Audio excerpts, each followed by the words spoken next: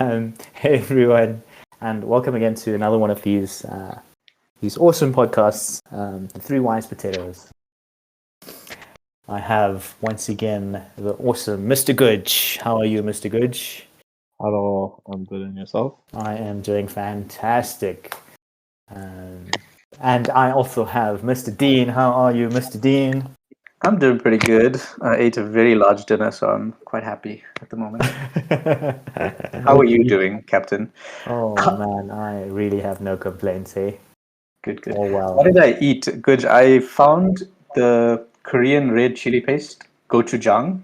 Found a tub of it. Oh, yeah. So I basically just fried off a bunch of chicken in that and then stuck it in a hoagie roll with coleslaw. And Nice. yeah, that was dinner. Very happy with it. I think when we do our podcast, I'll make that for you guys. Oh, the I want vodka. ribs, Yeah. man. I want ribs. I don't want all the other things. Oh, okay, we could do ribs. We could do both if you want. Jeez, That's I have to true. choose. Well, I mean, we're just coming off Valentine's Day, so I hope you all listeners out there had an awesome one. And if you didn't really have have someone special, I'm just here to tell you that you are loved, you are appreciated, and you are valued, and we love you. So Aww. keep going. That's true. We do. To our 5 listeners, every week, you guys are everything.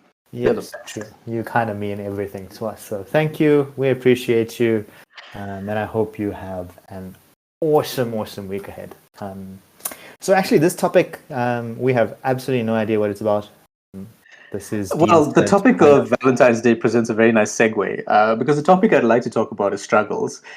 Struggles not just of a single man like myself, but struggles in general, struggles in life. And I think what I want to start off with is just asking the two of you, what do you think of when you think of struggles? How do you define struggles, and how do you know when you're in a struggle?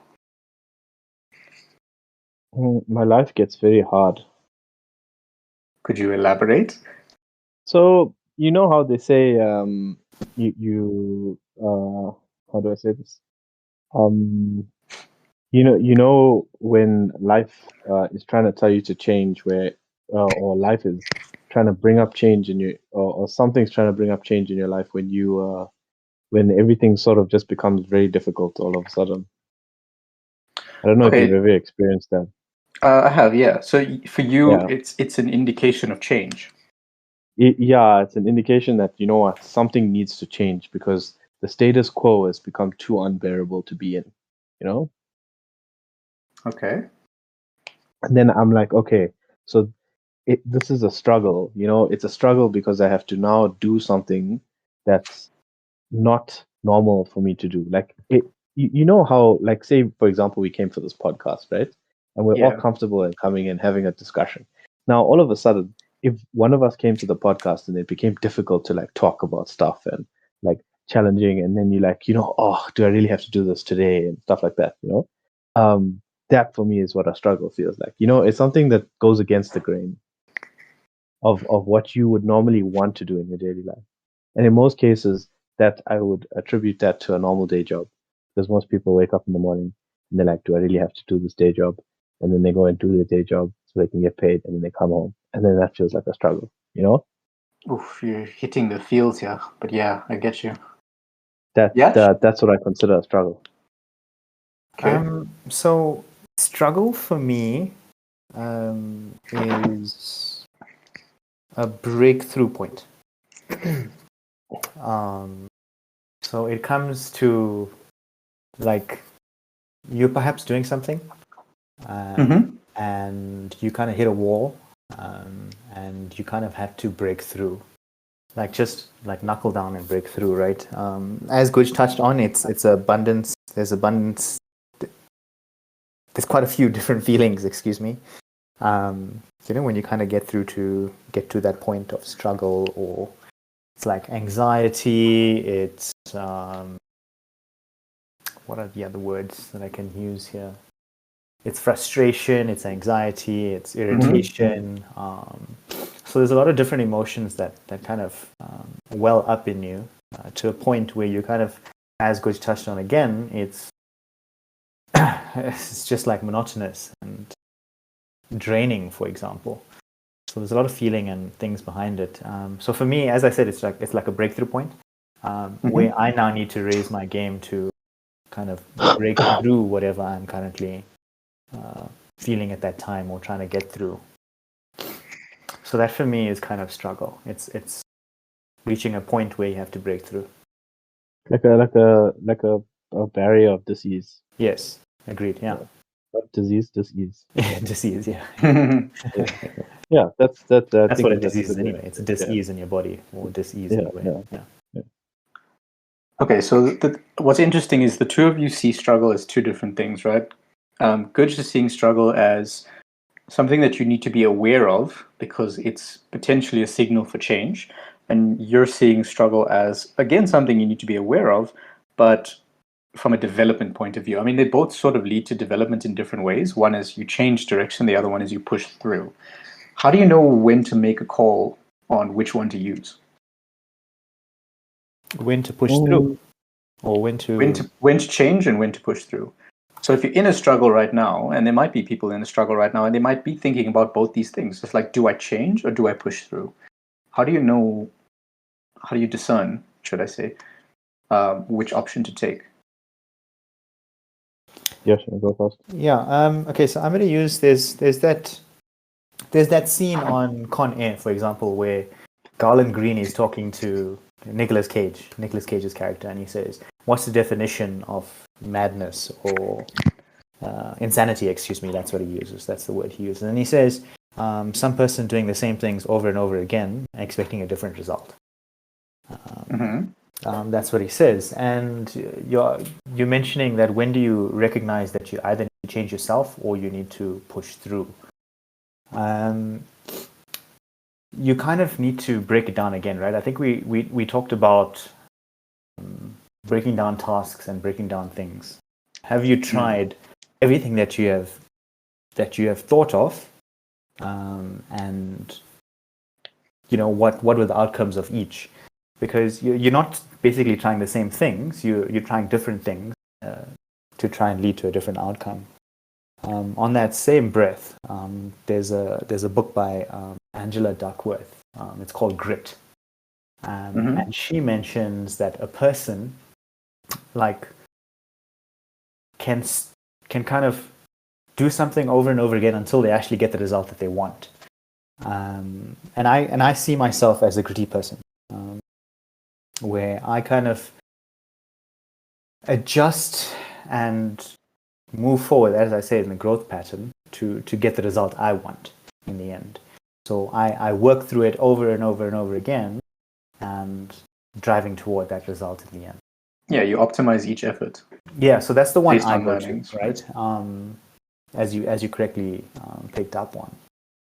So either how do you recognize which one you need to do? Either you see you're getting the same results for everything that you've tried. And for me, if you want to stay on the path, you change incrementally and then get the result that you want. That's kind of how I plan it and do it. Okay, so what we actually did here was maybe I should have clarified the question, because you actually answered it slightly differently. And that's a good thing, because if you want to achieve a particular outcome, you can either persist at doing the same thing until you achieve it, or you can try a different approach until you achieve it, right? Yeah. So that's the change you were referring to. Yeah. The change that I was looking for was, you want a particular outcome, you're getting frustrated and you find that you're in a struggle. So now do you change and to go for a completely different outcome? Yeah, I mean, there's also another saying, right? In any situation, if you can't change the situation, then you're forced to change yourself and how you react to it. And in situations, then that's the that's the crossroads you come to in your life. It's very much like that water in the vessel scenario. You have to be the fluid and become that vessel, right? All the twists and the winds, and adapt as things change and adapt as the vessel changes as well. So that's how you need to kind of do that in life. I think that perhaps everyone's strategy, I guess, in the past is going to be or in the future is going to be different. Even mine, it's adapted over time to kind of deal with all these things. I don't know, perhaps Guj might have some other opinions here. Or Guj, what do you think about and what things you not do? have to deal with this problem, right? Which is either one, ignoring the problem, or like deciding that this problem is not something that you need to solve, right? The other one is obviously keep repetitively improving yourself, but doing the same thing until you get the right answer. And the third one that you said was basically trying something different to get the solution that you want, right? But I think your question also was identifying what the struggle is, and is the struggle something that you need to deal with, um, and how you're going to deal with it. So breaking it down is probably the easiest way. Saying this is the struggle, this is the problem, these are the things that I'm facing. How do I solve it? And then, like Yash said, you look at it. You either improve yourself or you improve the situation around you to try and get the right result. So, yeah, I mean, you pretty much more or less covered it, I think. Do you guys have a process for how you go about choosing your actions? I feel like it's purely dependent on the problem. Some problems require you to just keep going. Some problems require environmental change, and some problems just require you to actually just leave the thing alone and let it solve itself.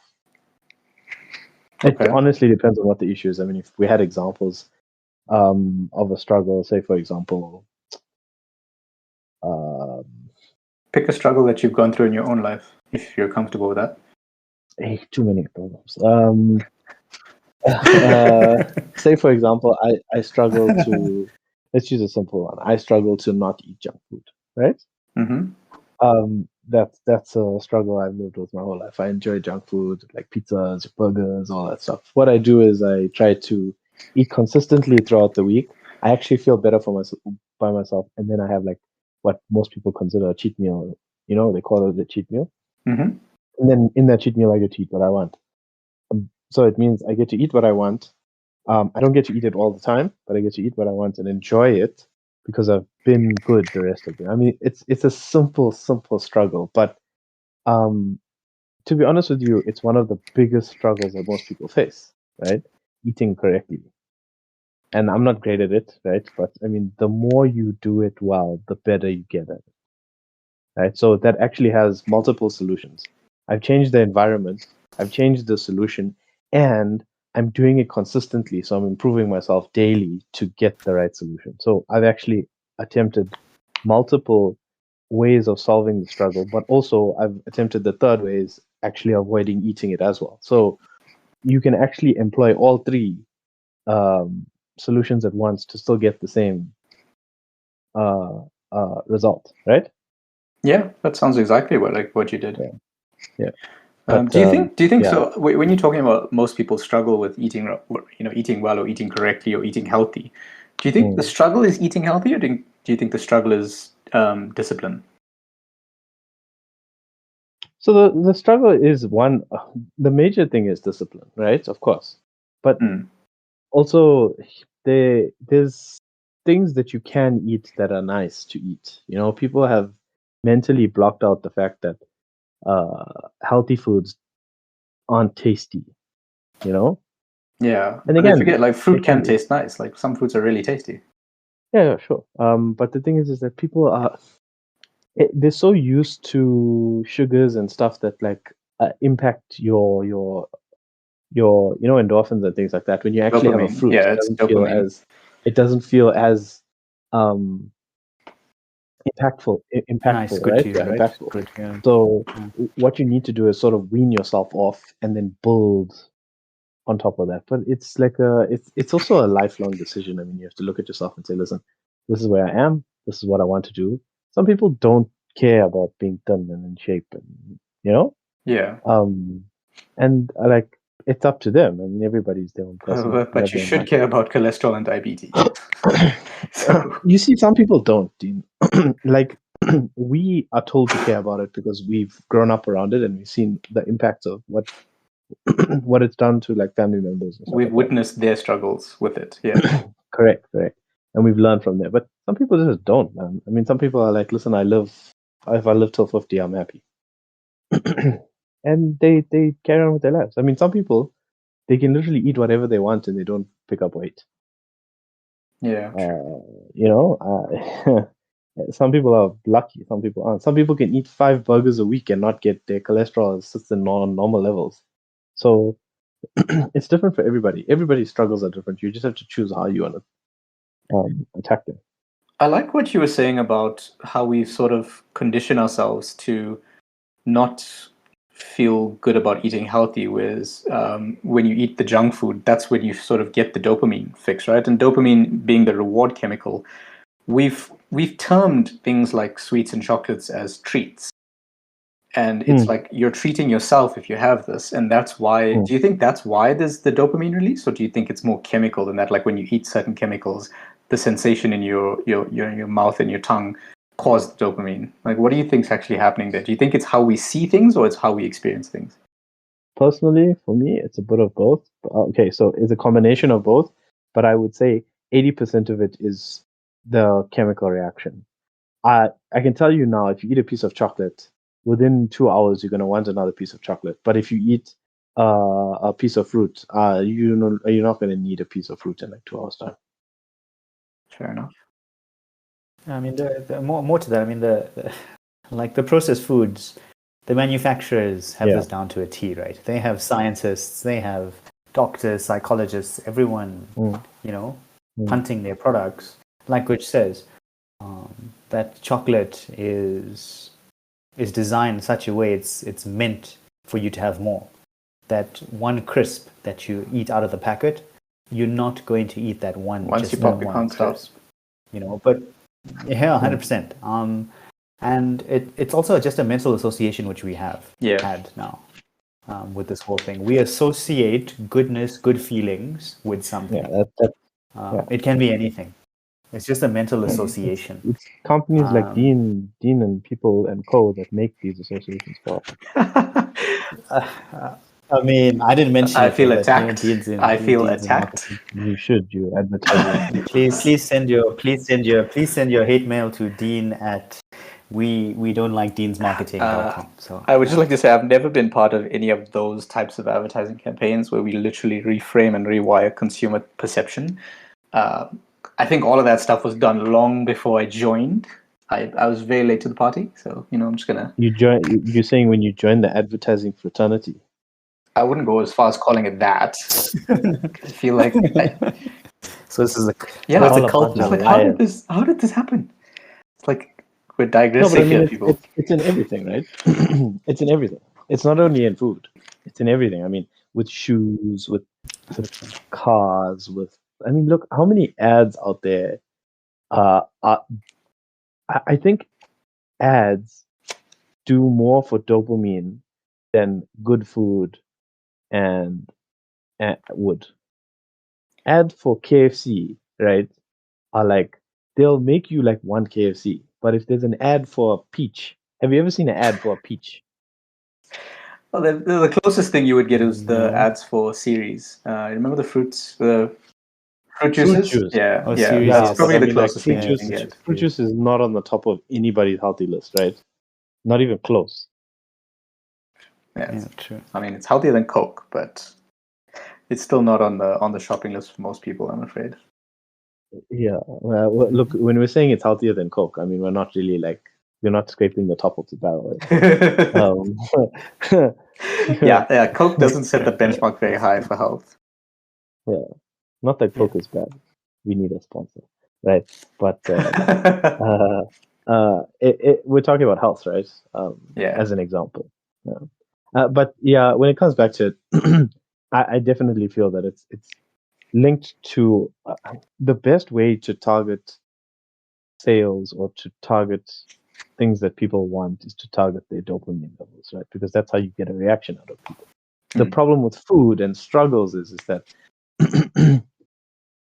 people are sort of duped by, and you can look at it in every environment. When you talk about struggles, a lot of people's struggles are created by the fact that the dopamine levels in them are sparked by things that enhance those struggles. That's very true. Look, a lot of advertising is built around alleviating a frustration or a struggle, right? Yeah. Whatever problem you're facing, the advertiser will typically look at the consumer frustration point and then how the brand can alleviate that. But I'm not talking about advertising either. Let's say, for example, you you don't like your job, right? Yeah. No, you can't. You're not going to advertise for that. I mean, some companies advertise jobs at their company or whatever. But I mean, let's ignore advertising for now, right? Let's say you don't like your job, right? And you want to leave your job, right? But it's difficult for you to leave your job because in this market, it's hard to find another one, right? Okay. Your dopamine levels are stuck to, listen, I'm getting paid. I'm getting a paycheck. I'm getting a solid paycheck, or I'm getting a paycheck, right? At this point, right? And I'm where I currently work. I'm treated this way, right? Whether it's good or bad, you treat it a certain way. You don't know how you're going to be treated elsewhere, right? When you get paid every month, your dopamine levels spike, right? Because you got paid. When you do well at your job and you're appreciated, your dopamine levels spike, right? So, or when you complete something at work, your dopamine levels spike because you're like, okay, I completed this thing. I can either move on to the next or you feel satisfied, right? So, say for example, looking for another job means I have to change all of this, right? And I don't know how my body is going to react, and your mind is telling itself you don't know what's going to happen, right? So it instills this fear, right? And that fear becomes a struggle. It's a struggle that you're still choosing, though. It's a struggle that you're still choosing. But the thing is that which one becomes the worst struggle? Is the worst struggle leaving your current job and facing that fear, or remaining where you are and facing the struggles that you have? So then you need to decide on which struggle is worse.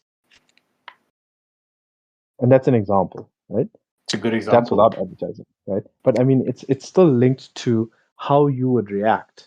Now, I'm not saying it's necessarily linked to dopamine, but it's also linked to things like fear. How much struggle will I face here versus other places and stuff like that? But the struggles come about in almost every scenario, and you need to learn how to face them. Anything to add there, Yash? Yeah, so there's an interesting comment by Terry Crews in one of his talks. And he says, you got to get comfortable being uncomfortable. You need to either get, because I come from the growth mindset now. If I'm just, I guess, walking along, that's not good enough for me. Like, I need to always be improving on myself, which is why in the beginning I said when I see struggles, I treat it as a breakthrough moment and a growth spurt for me. So if I'm not facing struggles, I'm not doing enough in my life to move me forward. That's how I see it. So I like the struggle because it gives me a sense of, okay, I reached a point now, I reached a barrier, and I need to be more to get past it. That sort of thing. So that's how I kind of view it every single time. And using this work thing, I think is an excellent example because everyone's facing it right now. They're either like stagnant and they're just in limbo, right? Like Prash mentioned, like you don't know which direction to go in. Do you go left? Do you go right? Do I just go straight down the center? You know, and he's rightfully said it's fearful. And a lot of people will struggle with we're using that term very loosely here, right? Like for lack of a better word, like a lot of people will struggle to kind of like they feel they're not getting enough interviews, they're not getting enough calls from recruiters, they're not getting X, Y, and Z, and it just becomes a thing, like a weight on them as well, and it just adds to their frustration, adds to their anxiety. Okay, let me just stop all of this now, and then I'd be protecting myself from hitting that wall, from getting that rejection, from not getting that call. I'm just gonna cast it to the wayside, which is neither here nor there really. And it's like I said, I enjoy the struggle and I enjoy growing. So if that something happens to me in for example in this work environment where you're not being picked up by recruiters or whomever, whatever, isn't that again an opportunity for you to do something? That's so that the you word stand right out there. in the future. Opportunity. So struggles, from what we can see, are actually opportunities for a change, either a different direction or a change in yourself to break through something. And I like the way you put it there. And one of the people that you've talked about previously on another podcast, Professor Jordan B. Peterson. He's I think it's 12 Rules for Life book. He's gone around doing talks, and I caught a little bit of one of his talks, and he talks a little bit about struggle in that talk. I said talk a lot of times there. I have the book if you want to borrow it. But one of the things he was talking about was struggles and what do struggles facilitate. And that's a question I posed to the both of you: is what do struggles facilitate? Because the way he frames it, he says struggles actually help you find limits. They find that you find the limits in your environment, and then you find the limits in yourself. And what that does for people is when people find a limit, it's almost like this is how far I can go.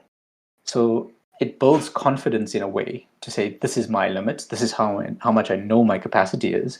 And because they've got a little bit of confidence from it, this is obviously now, once they've, surpassed that struggle, they've gone past it, they've broken through limits, they now know what they can do. There's more confidence in mind. And then it pushes them to sort of do more in life.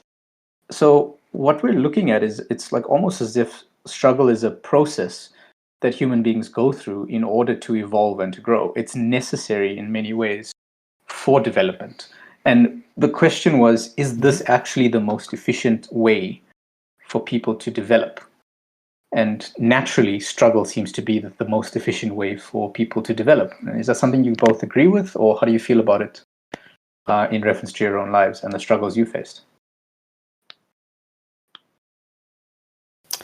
I think honestly, when you mentioned that question, the first thing that came to mind was anthropologically, right? Like I think that's the first one, right? I'm just going to talk about that physical. Like cavemen, they needed to cook their food, and it was a struggle to eat raw meat because then bad sometimes. So then they have to develop their brains over and over again. How am I going to make a fire or whatever? They didn't know they had to create fire, obviously. But I want to get to that point where I can cook my meat and whatever, and that there was a struggle for them there. I just wanted to that was the first. Oh, go for it, yeah. But something more relevant to me and what I've experienced recently is, I'm like part of my background is development background, right? So that's code writing and whatever. And every single time, I always like to improve my skills in areas because I see technology rapidly moving forward, and so I uptake a lot of these things, right? Currently it's smart contracts and NFTs and things like that. And so the other week I hit a roadblock, right? And for me, in order to learn and become a bit more proficient in something, I had to hit that block. Like there was no way else for me to just move forward if I didn't surpass that particular point. So I do agree with that sentiment that in order to grow, some sort of struggle is necessary. Is it efficient? I don't know. Maybe in the future, if we like the Matrix, we can just let me reposition the question for you, right? Do you think mankind would be where it is today in terms of our evolution, development, our technological advancements if it wasn't for struggles? No, I don't think so. I don't think, because there had to be in every, like, for every reaction, opposite reaction. For every action is 100%, right? There has to be something blocking your path in order for you to move forward from that path, sort of thing. If you get where I'm going, sort of analogy-wise. So I don't think we would have got so far if we had free sailing. So struggle is the mother of innovation. Would that be fair? It could be. Laziness is the mother of innovation. Struggle is the mother. Struggle is the mother of progress. It's also true. I think we're getting caught in semantics here because if you're lazy, then something is a struggle for you. No, if you're lazy, it means you know the solution, you just don't want to do it. If it was easy, you would do it though, but you're choosing not to because it's a but struggle. that's easy versus difficult, right? You can still know how to do something and it be difficult, but you can not know how to do something and it can be a struggle, or you can know how to do something and it can be a struggle. Um, but I agree exactly with what Yash is saying and exactly what you are saying. I think it's also about, and I think Yash was touching on it, but it's about reframing the struggle. Now that I think about it, it's when you want the ideal thing that you want to do is try to reframe the struggle so that it's not a struggle anymore. It's something that you need to label and then look at in different lights until you can solve it. Okay, so let's see if we can break this down for people, right? So Yash was talking about seeing it as an opportunity, right? So we could change the label from struggle to opportunity. Now, how do you go about approaching this? Once you, okay, so you go, I'm in a struggle, I feel horrible, I feel very sorry for myself, I'm miserable all the time, I'm struggling with, say, work or whatever it is, or maybe I'm struggling with fitness, you're struggling with something. And then you go, okay, I'm going to change the word struggle to opportunity. What next? I would say the first thing you have to do is try and identify what opportunities you have, right? So the example of fitness, right? What opportunities do I have? Can I go and exercise, right? Can I start off small by running 500 meters in one day, right? Can I do that? Not running, jogging, walking, right? And then you build up from walking to jogging, jogging to running. So you create opportunities for yourself to do these things. Do you have the time to do that? Can you find the time to do that? You need to make the time to do that. You know, it's levels of different opportunities that you can create for yourself. But Okay, you can so you're only looking create at those for yourself. opportunities and criteria. Yeah. What is the? Because look, I mean, if you want to change something in your life, right, and you're a struggle, you have to look at what can I do to make this not a struggle anymore, right? And you can make a list of all the things on paper and say these are the things that I can do to solve the struggle. And then you look at that list and you say how would all of the things rank the top 3 that will get you the best solution in terms of solving this problem. But when you rank them, also rank them in terms of ease that which you can do. So you rank the top 3 from easiest to hardest, and then you tackle the easiest one first, right? Of all the things that you've listed. That creates opportunity for you, an avenue for you to do something, and then then you can actually go and try something that you don't know whether it will or not, but it can most likely reduce the struggle that you have. If that doesn't work, go to the next one. Okay, what? Carry on. So, just before you comment, Dean. So, like, as you lot know, I'm a very big reporter of Anthony Robbins, and then he mentions there's the 3 S's, and he says for anything that you face in your life, you have to change your state, your story, and your strategy. So your state first, because if you in a particular rut, you need to get out of that particular mind. That whole low level of energy, that whole low level of thing, that sort of change your state.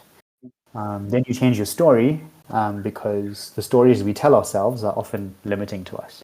Like the story we tell ourselves, we're not enough, we're not loved, we're not capable of doing certain things, and so we hit like roadblocks and mental blocks. So once you change your story, then you change your strategy. Like Prash was mentioning, you like try different things. You write it down, and then you try X, Y, and Z, and then you move on from that sort of thing.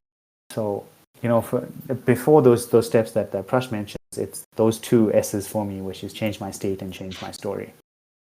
I think that's really valuable. Can you give us a couple of tips on each of them? So how does one go about changing state, and how does one go about changing story?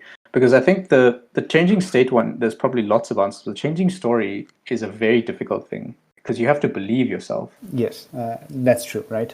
So quickly on the state. But yeah, start with state. Yeah. So quickly on the state thing, it's an energy thing.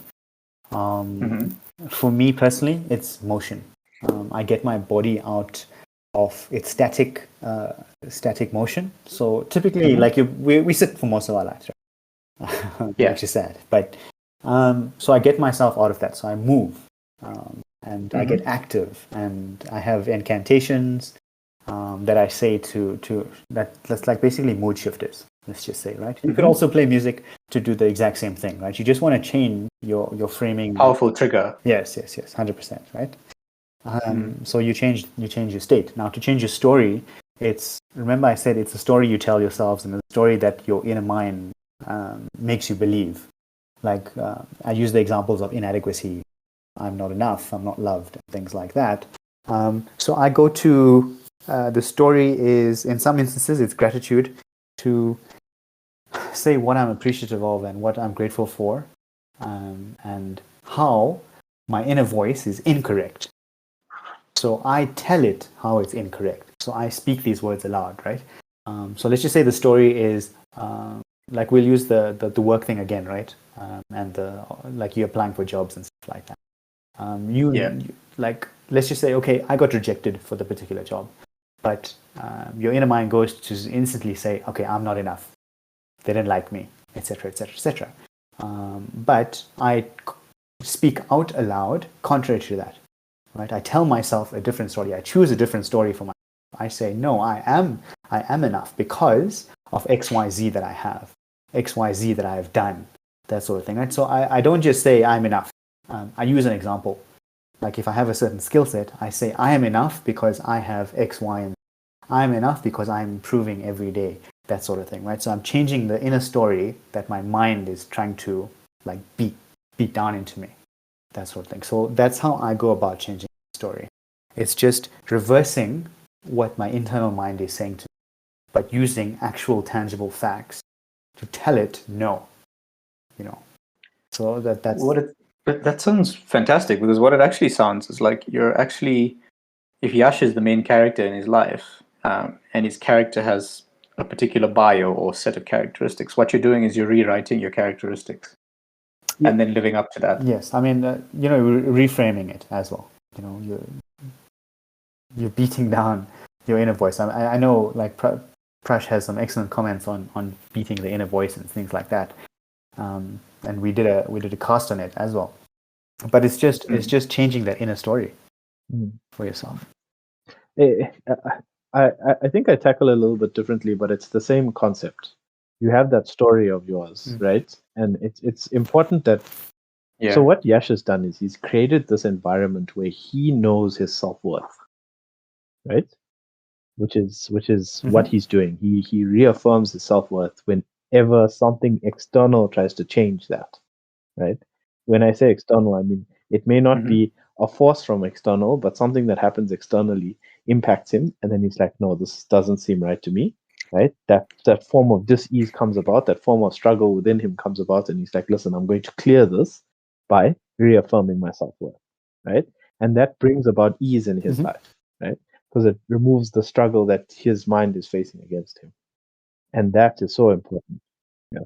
I would add that it also brings back a level of Correct. confidence, and the confidence then leads to Correct. And that continuation. brings about that ease within him, right? So that he can move forward. And that confidence, like you say, is developed from the fact that he sounds it out, he booms it so that even the mind that is impacting him is forced to listen to that, right? It's actually really important. And what he's doing is he's creating this scenario of himself, like you said. You create the character that you want to be, right? But what he's doing is he's creating his self-worth within himself from inside, and that's the important thing that I see here, because you're not allowing anything else to impact your self-worth. Only you control your self-worth. And when you do that, the struggles that you face, right, automatically become things that you can now circumnavigate because you know what you're worth. And when things in front of you become a challenge, you either trust that you're worth it to get over it or get around it or go under it or however you're going to pass it, right? And I do the same thing, but I look at it in terms of internally, who am I and what am I, and does this impact me? How does this impact me, right? So like he does it vocally, right? I'll do it internally, and it just depends on the type Yeah. of person you are. Some people like to do it vocally and speak out loud to themselves because that's a way of reaffirming. Where some people sit inside themselves and are comfortable, like whatever that person said doesn't really impact me, or whatever that person did, or because I didn't get the job, I could feel really sad. But if I think about it, I'm actually, I'm good enough, right? I just maybe didn't need that specific job, or that door didn't open specifically, or maybe I needed to learn a lesson from that, so the next time I see this sort of thing, I can do it better, right? So everybody's different, but the key item that Yash has targeted there is his self-worth, and that is so important. When your self-worth is diminished, you will find that your struggles increase.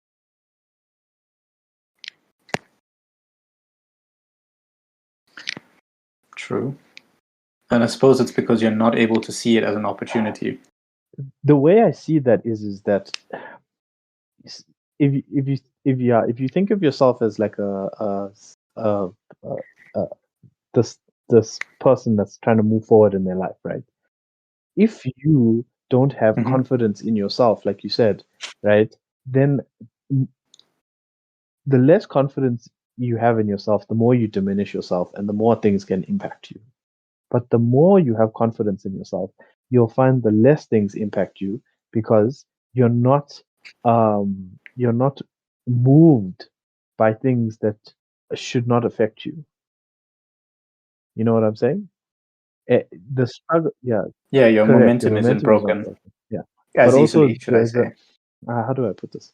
The When you have confidence, like you were saying, you are automatically less inclined to be impacted by people who are either out to get you or out there just to impact your life negatively, or you get those people that just like stirring the pot, right?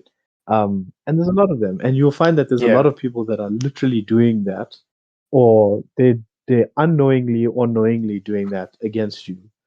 But if you're confident in yourself and your self-worth and your targets and your goals, then you automatically become less inclined to worry and struggle against things that are external to yourself. I mean, it's like you're faced with something and Yeah. fall down or whatever. Your confidence, your confident self is going to be like, okay, I'm going to brush this off. I'm going to Yeah. move forward again. I'm Yes. going to get up. It's not going to, like a person who struggles with low self-esteem, low confidence levels, inadequacy feelings, etc.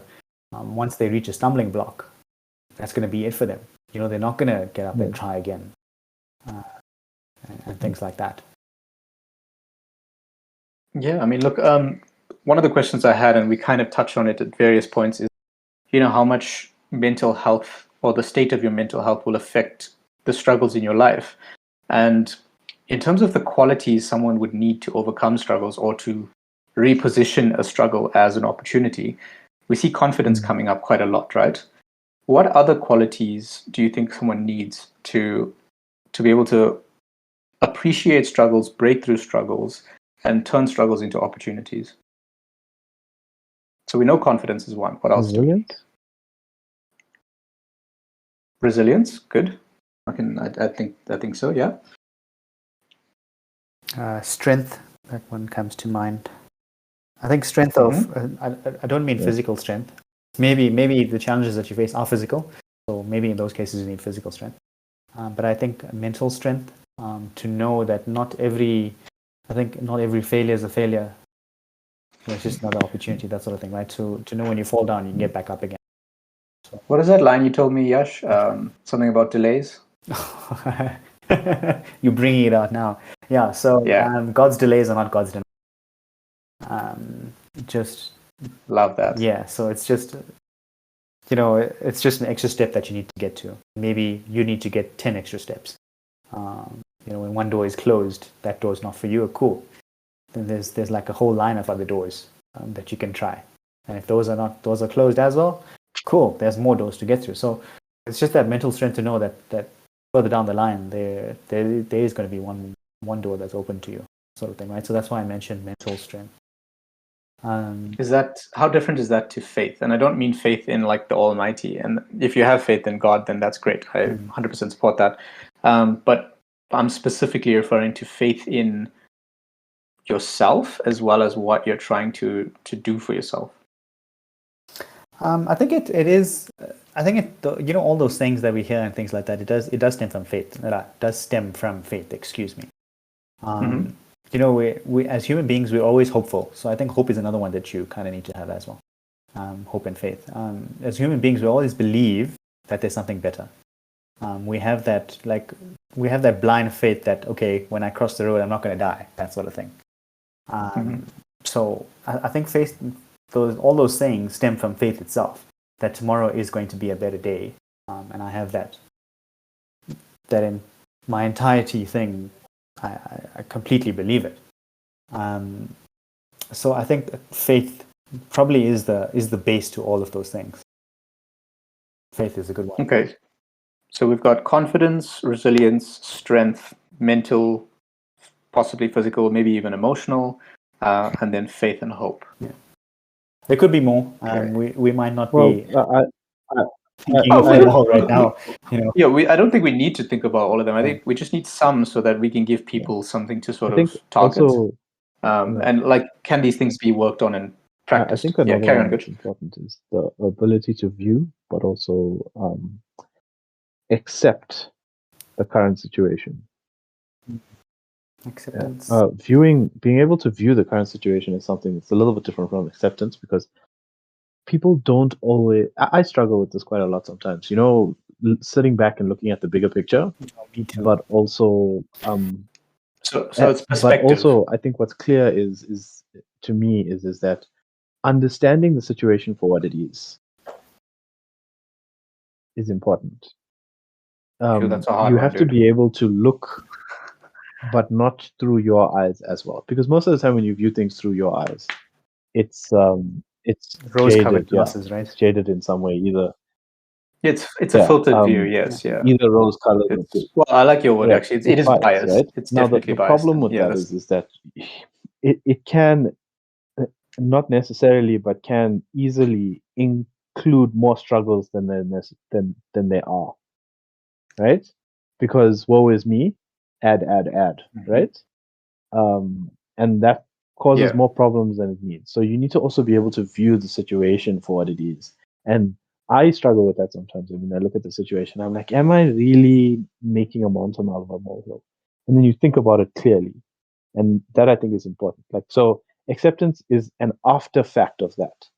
But for me, being able to view the situation for what it is and then accepting, even if you want feedback from somebody else, explain it to somebody else and say, does this make sense to you? Or am I making a mountain out of a molehill? But also ask people that have big picture views. Don't ask people that have small picture views, because most of the time they'll be your friend. Fair enough. You want someone that's open, honest, but can also see everything for what it is. And then when you ask them, they give you their opinion, and you're like, okay, but I thought it was this, but it's not this. Or maybe they'll be like, yeah, no, dude, you're 100% on the money, right? Then you need to also accept it for what it is. And then from that point, can you only kick off? You can have all the confidence in the world, but if you don't understand that this is where I am and this is the problem, right? You can end up walking around in circles because you don't know what you're doing. But also, I think non-action as well is a cause of that. Walking around in a circle. Like we mentioned, faith and hope early on. You can't, like, faith and hope is yes, but you have to take actions in order for faith and hope, to give you that faith and hope, right? I am taking actions, therefore I believe, or I'll have that hope that things are going to get better. Like if I was just having faith and hope without taking action, then things probably aren't going to go your way. People don't show up to your door unless you ordered a delivery. Right? Yep. That's it. So nice. I agree with you fully. Without action, and I was listening to something the other day. I can't remember what it was. It was either listening to something or I was scrolling on social media or whatever.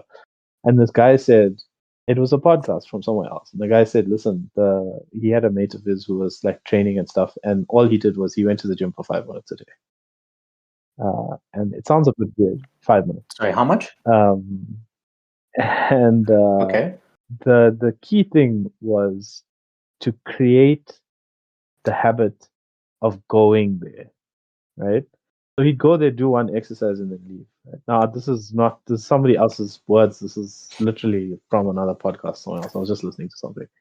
It was either a podcast or a meme or something. I can't remember. But he basically said he had this mate who went to the gym 5 minutes a day. And I was listening to it. I'm like, okay, 5 minutes a day. But as he explained it more, it made sense. This guy literally went to the gym and did one exercise and then left. The next day he did the same thing, and the next day he did the same thing until he built the habit of going to the gym. Once he was there, then he added more time. But like Yash says, without action, you're going to get nothing. And if you're hoping, right, then you're definitely going to get nothing. But if you go to the gym for 5 minutes a day until you get so used to going to the gym for 5 minutes a day that you can start adding more time, right, then it becomes this thing of I've now created a habit. All I have to do is now extend the habit. So what you're doing is you're taking the mountain and making it a Essentially, yes, molehill. but underlying thing is, as Yash says, is action. He's created action. He's gone there for 5 minutes a day. Action, action, action. Next thing, all of a sudden, he's going for an hour a day. But it's because he started off by, as you say, creating a mountain, a molehill out of a mountain, or starting the snowball rolling. Okay, let's just break it down a little bit, right? Because gym is very It intimidating is for for me a lot of too, people. bro. Yeah. Because you go there are people that are in pristine physical condition, and you think, God, I'm never going to get to that point. There's a lot of machines. It's busy. People are kind of like all over the place, and there's etiquette to follow. There's a lot to think about when you go to a gym. So it's a very intimidating place to go.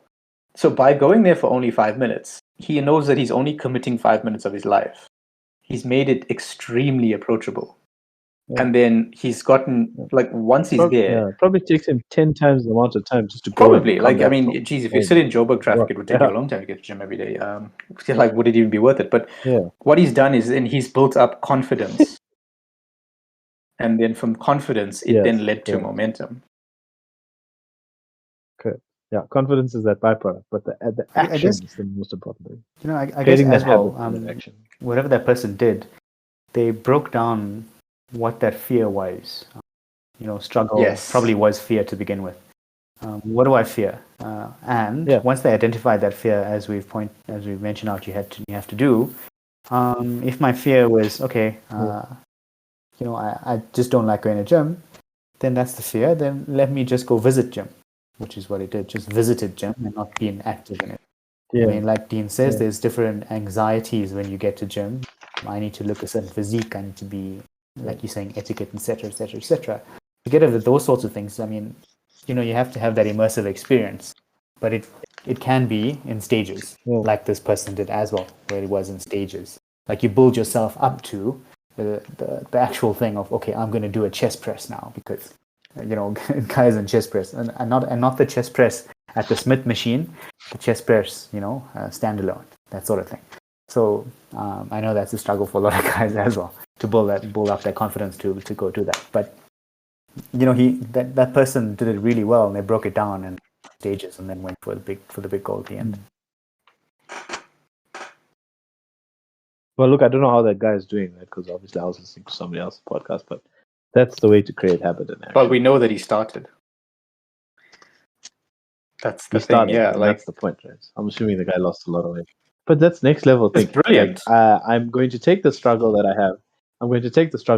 And then I'm going to literally just attack it for as long as I can for a little piece of time during the day. And it was the how do you eat an elephant scenario, right? Like one bite at a time. Yeah, I basically also I like the idea so much. I actually want to apply it to all the things within my life, even if it means doing those things for like 5 minutes a day. It sounds like such a great idea because I mean, like you can develop habits. Yeah, I mean, you're not investing a lot of time as well, Yeah, think about how many things you can do for 5 minutes in an hour in a day. What I would like to ask is, how often do you think people look at a struggle and then the fear that accompanies that, and then like multiplied exponentially in their mind to the point where the fear they have is not even close to the reality of the situation? I think always. That's exactly. But I mean, I feel like that's what he overcame. The problem. I think you've highlighted what 90% of struggle actually is. Right? The perception of it. Yeah, it's the perception of something that you don't know whether it's going to harm you or not, and that's what struggle is. I mean, 95% of the time, what you're struggling with is your brain, not the actual Correct. action of what you're doing. Yes. I Whoa. mean, remember, you're changing the story in your mind. That's the way it starts first. That's it takes Yeah. it back to the story. 100% right. Yeah. And I love that example that you The- gave, because what this guy did was, by only going there 5 minutes at a time, he cast a light on all his fears and probably chalked them off one day at a time, He's five probably minutes at a like, time. oh man, there's people like me in this yeah. gym.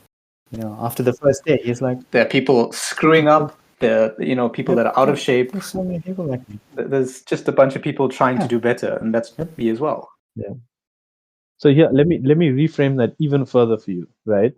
You start going to the gym for 5 minutes a day, right? Every day. Or when you get to the stage where we're comfortable going to the gym, right? Like gym is something that we look forward to, Mhm. right? When you have when you have the available space in your life to do so, barring COVID, etc., etc. Yes, Right? good disclaimer. Like I re-registered for the gym recently, so I'm excited to go back to the gym, right? Congrats. So I started going for a couple of days, but obviously I'm a bit sore and stuff like that, and then work came in the way. But like I can once my current shitstorm is over, then I can get back to a modicum of routine, right? Yeah. So when you get to that stage, it's great. But let me reframe it for another way for you.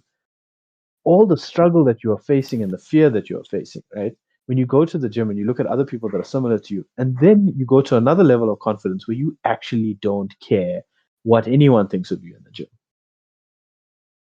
right? Mhm. That is when you've reframed your story from I'm going to attack this fear to now I don't care what other people are doing in the gym. They're paying the same fee I am paying, right? So technically they're on the same level as I am.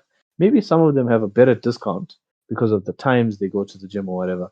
But at the end of the day, we're all paying a fee to be here. So technically, even though that guy is 10 times more built than I am, we both have the same color card, right? And we both pay the same fee. So technically, we're the same because we're both using the same equipment, right? He can just use it better than me right now. I love that, because what you've done is you've said, I belong here. I have every right to be here. Exactly, right? So to reframe it, and that's where the confidence comes in, because now you've said, listen here, all the problems that I'm facing, right, are not problems that are brought about by other people. They're brought about by my mind. If I reframe the story, just like Yash says, right, which is the most important thing because you're reframing the story, right? I deserve to be there, right? I just haven't done it yet. Very nice. Anything to add, Yash? I think Good placed it quite perfectly. I mean, well, phrased it quite perfectly as well. Reframing the mind. Okay, so we talked about state. We did a lot of stuff on story, which I wanted. Thank you for that.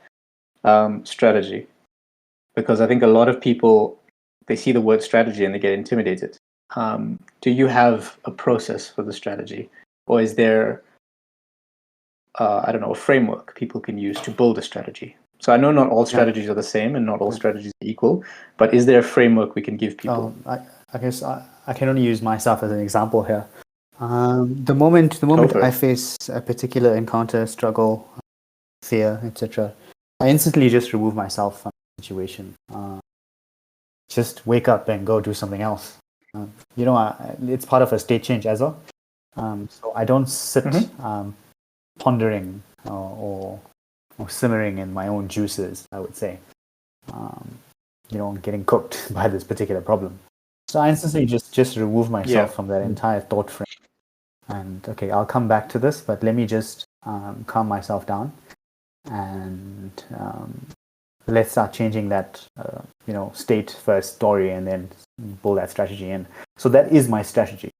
Change my state, change my story, and then build a strategy when I'm in a better frame of mind, when I can actually frame this this issue or struggle in a better light to break it down. I think Guj mentioned right at the beginning, you break it down into steps, to try and make that mountain into a molehill. I think like you as well, and that's pretty much it.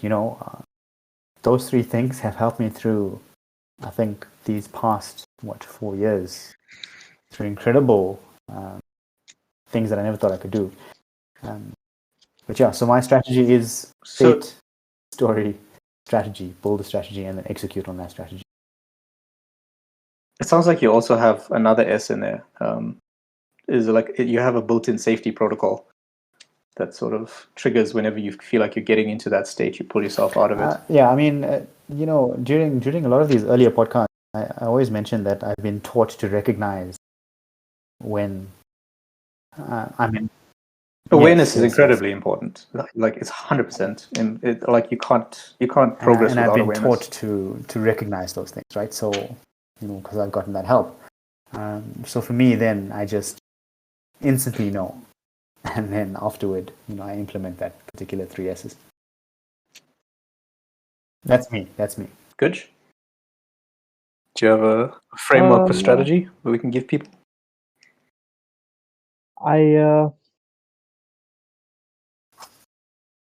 view I view problems as different, right? So some problems are big things and some problems are small things, and some things need like some thought before you act. Yeah. Some things need like just action, right? So strategy for me becomes a little bit difficult because I like to think about stuff before I do it, right? And I'm a big planner, For example. Because sometimes look to be fair, you can't really call fail through example a strategy, right? It's more like dive head in first. But because I'm the reason why I'm struggling a bit is because I don't really follow the 3 S's, right? So I'm trying to relate you don't to have to follow my 3 S's, scenario so you don't or need to my relate it to yourself examples, as well. right? No, but I mean, like, eventually it's there, right? Eventually all 3 of those items are there, right? I'm just trying to relate it. So I would say that strategy is quite important. It's very important to understand this is the undertaking that I want to do, and this is what I want to do, and have some sort of strategic plan. But I found personally that going in head first and asking questions on the way down and trying to figure it out while making mistakes is probably one of the easiest ways I found stuff, because I learn from the mistakes and I learn not to make the same mistakes again. Some people learn a lot faster than me, and I'm not. I'm not opposed to saying, listen, I learn slowly, right? I'm a slow learner, right? But I don't mind doing that because when I learn something, I know it, right? I don't necessarily forget the lessons that I've made mistakes in. But it's not that I like to make mistakes. It's that I like to learn from things where I've been like, oh, okay, that was not the greatest way to have done it. I could have done it better this way, right? You've also learned how not to do something, right? True. I think I think that's like getting advice from pros is good, but sometimes making the mistake is a greater teacher than anything use else. An example of gym. Yeah. Or even using an example of in a gym, you're not making mistakes in the gym, right?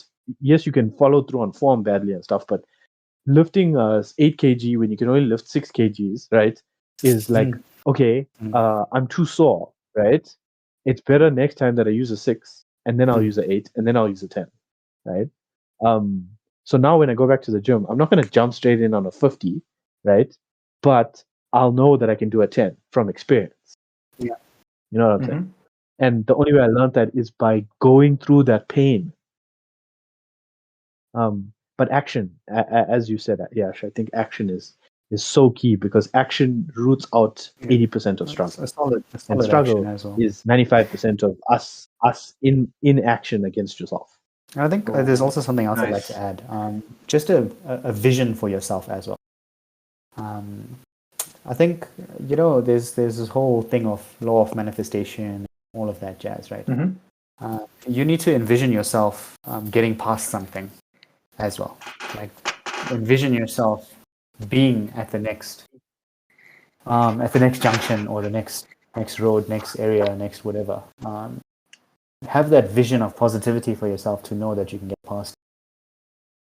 Yeah. Just before you start creating your plans, because if you can envision it, your mind can move you toward it. Like if you love red cars and you consistently think about red cars, your mind is going to pick up red cars on the road.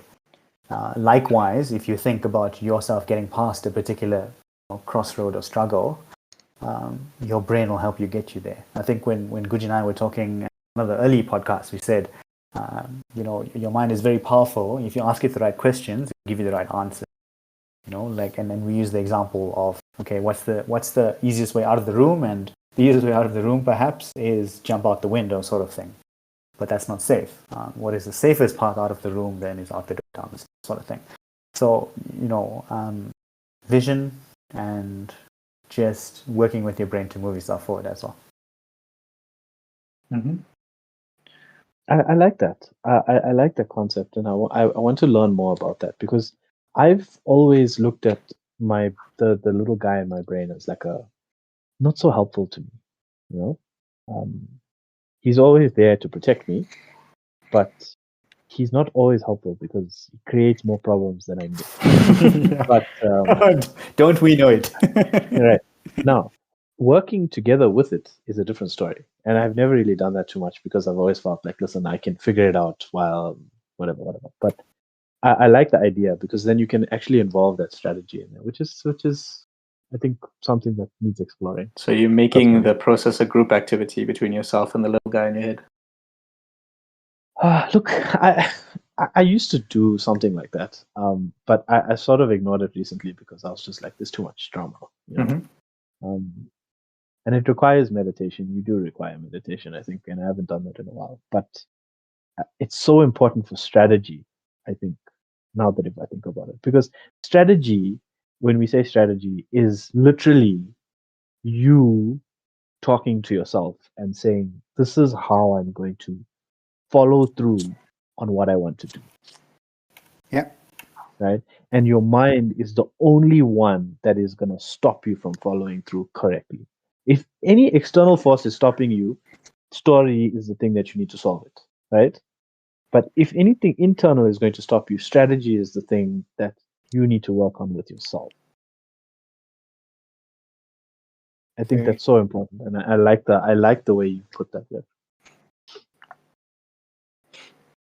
Okay.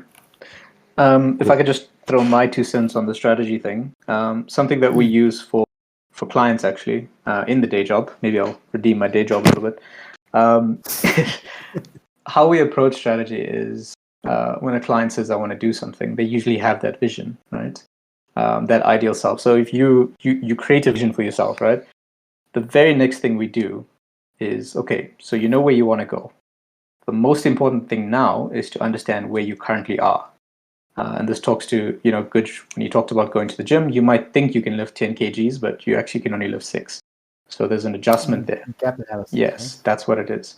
Right? So I know where I want to go. I need to figure out where I am now. You do the gap analysis, and then the strategy, which is the whole thing is a strategy really, but the strategy then is a roadmap for how to get there. And there's multiple routes you can take, but you got to find and test and figure out and fail and continue and persevere through it all until you get there. And that's kind of the point of it all. Is like you have the roadmap and you start. But the start is actually saying, this is where I want to go. Then you say, this is where I currently am. And then how do I get there? Okay. I like that. I mean, it's framing the questions, right? Yeah, it's just giving you something to provide answers to, because a lot of people don't know how to start. And the framework is just, like you said, what's the vision, right? That's the first thing you need. It's like find a vision for yourself. And then you figure out, you establish where you currently are. Because if you know you want to go to Cape Town, but you don't know if you're in Durban or Nairobi, how are you going to figure out how to get there? Right?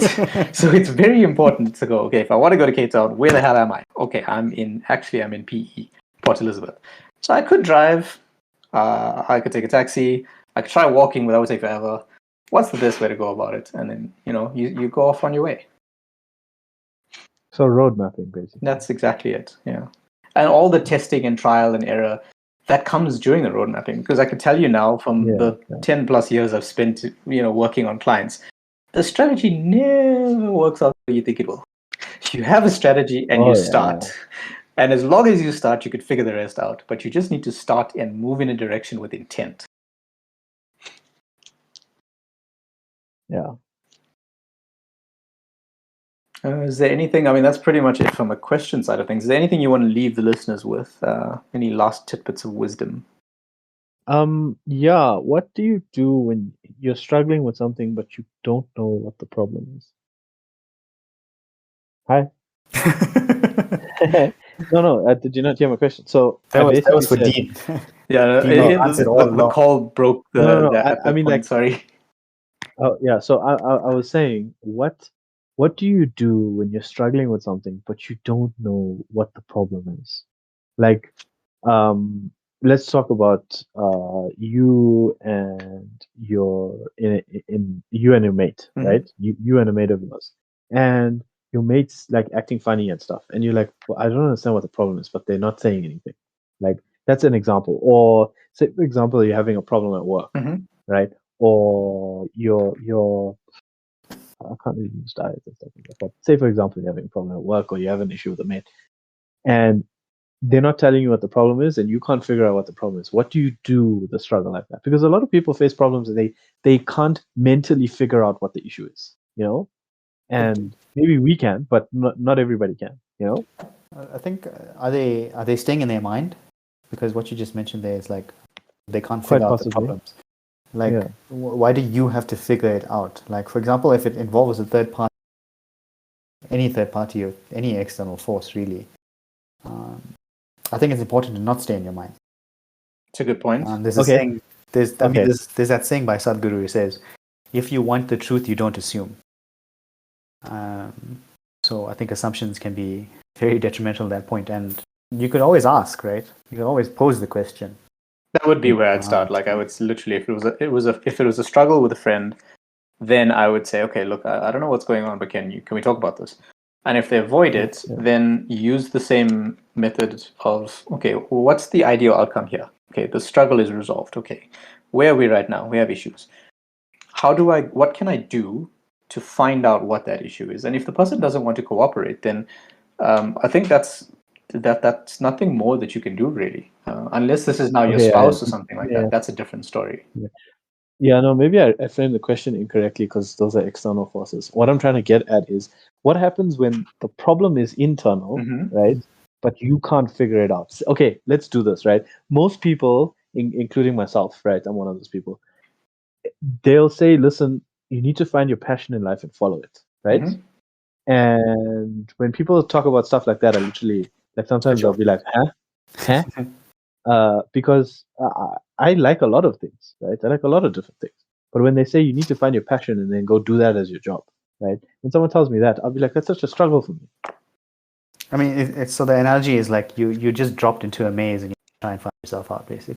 Yeah, but it's internal, right? Yeah. So maybe the question I asked was incorrect because it's like it was abstract and it's all external stuff. But the thing I was trying to get to was an internal question. So if it's an internal issue and you can't solve it, because this, I'm pretty sure a lot of people have this problem, right? And I use passion as an example because it's a good one. But there are a lot of other things, like say for example, someone can't find out why their brain isn't quiet, or they ADHD, and like some are medical conditions, but some aren't, right? Hmm. But if you have this internal problem and you don't know how to solve it, what do you do? Like, do you go We and Get ask help. somebody? yeah, that's exactly it. It's get help. Get help. We live in a day and age right now where almost guaranteed whatever your problem you're facing, someone's already faced it, already dealt with it, and given a TED talk about it. So Okay. if you go on, you don't even have to go and read about it. You could literally go type your problem in, and there's a bunch of videos with solutions. And I shit you not about the TED talk. Like most problems, you go type in, you scroll long enough, you'll find a TED talk on it.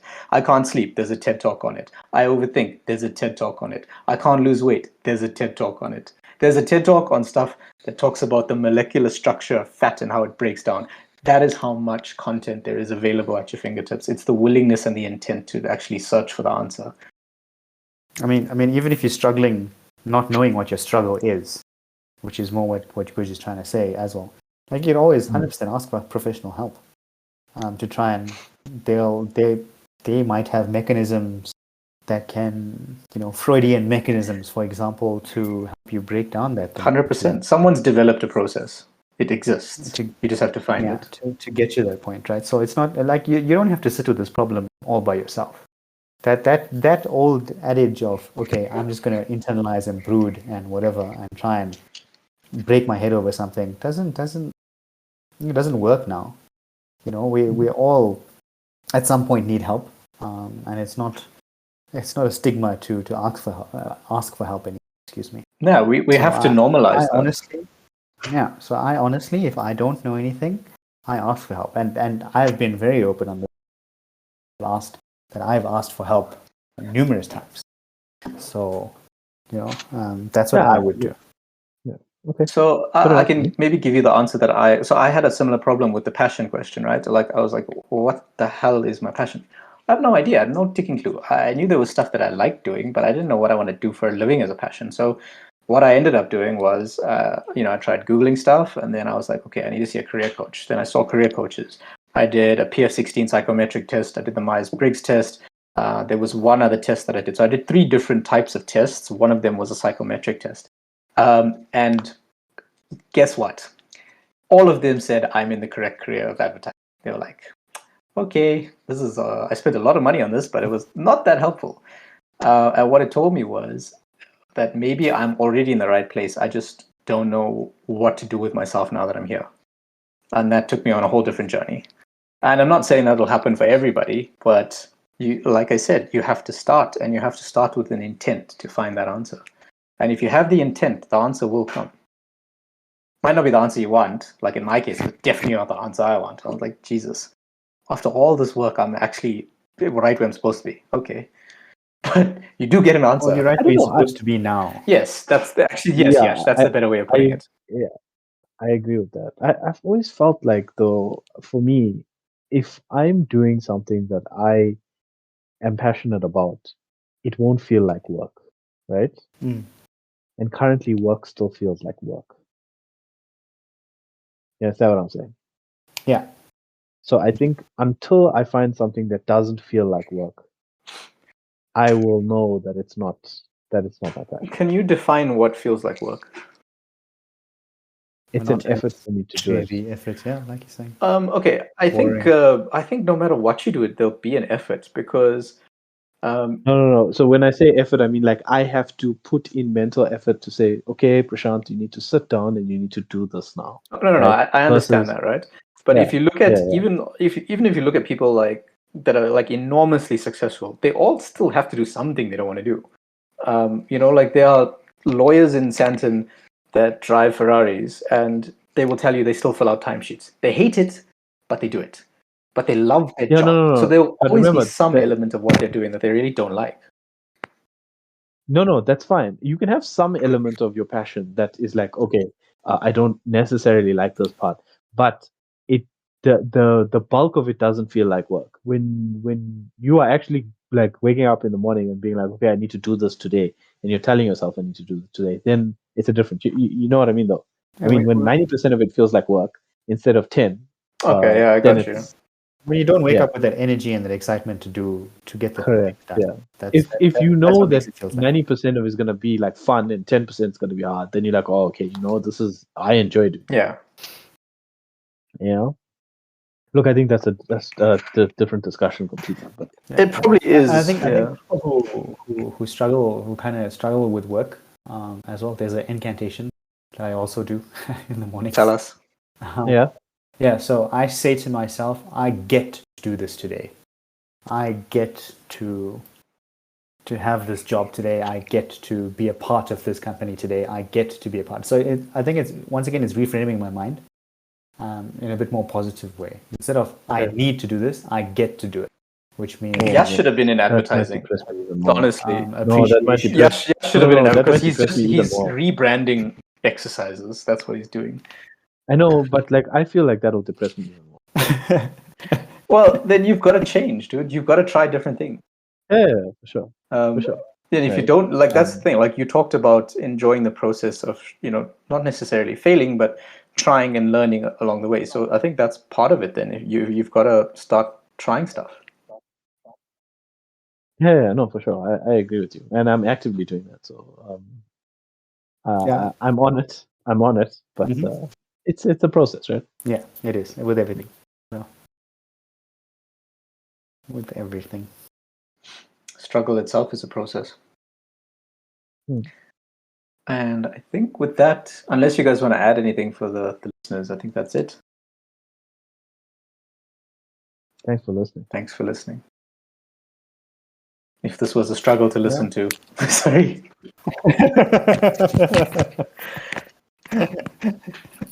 Wow, you just no. layered that one so Yeah, I nice. mean, you just brought it back right to the beginning. Mm. Yeah, I mean, I think one of the passing comments, I guess, for me, there are a lot of different struggles you can have in your life, ranging from work to emotions to stress to relationships to love.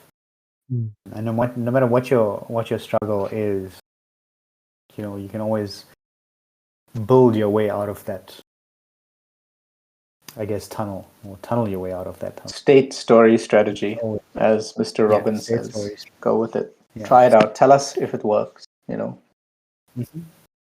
Yeah, there's always that light at the end of a tunnel, and always believe that it can for you at any given moment. Just giving away Mr. Robbins' secrets. We're so glad he yeah, came across. No, so like recently they had the 2022 Breakthrough Challenge. That was, I think, 2 weeks ago. It was 6 days. I was a part of that. Well, what is the breakthrough challenge? What you have to break through your current barriers?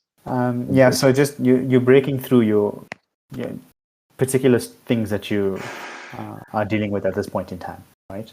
So I mean, each day was touched on a different thing. For example, like day one was, okay, you need to, state once again.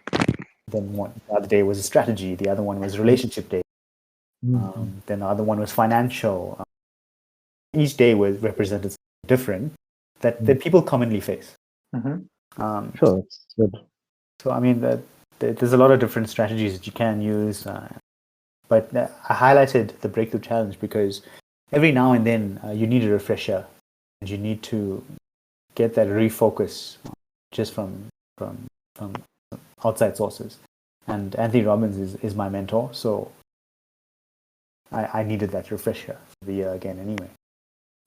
To you listeners, thank you so much for listening in to our rambles at times, and we hope you gain some value that you can use in your life. So this is your bro code, signing off. Have a powerful day. Until next time, cheers.